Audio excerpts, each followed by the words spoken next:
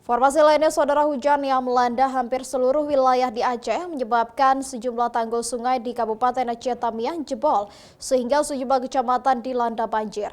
TNI bersama warga pun bahu-membahu menutup tanggul untuk menekan penambahan debit air.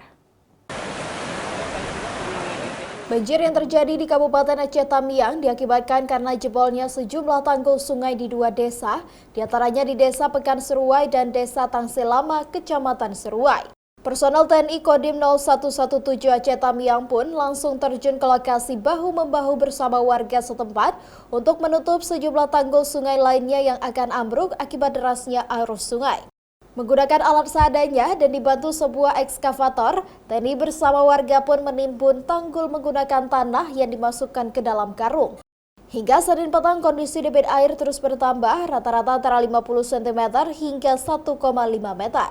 Di satu titik yang hampir saja mau jebol, akan tetapi karena sudah tahu, kita langsung bersama-sama dengan seluruh masyarakat menimbun tanggul tersebut, dan alhamdulillah tanggul tersebut bisa kita timbun.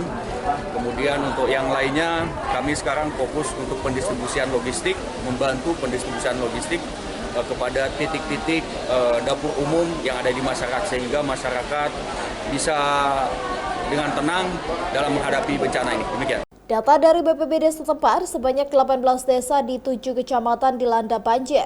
Sedangkan total pengungsi sebanyak 2.066 jiwa, 479 jiwa diantaranya merupakan warga Desa Pekan Seruai yang menjadi daerah terdampak banjir. Dampak banjir juga menyebabkan sejumlah bangunan rumah berkonstruksi papan roboh. Sikri Maulana, Kompas TV, Aceh Tamiang.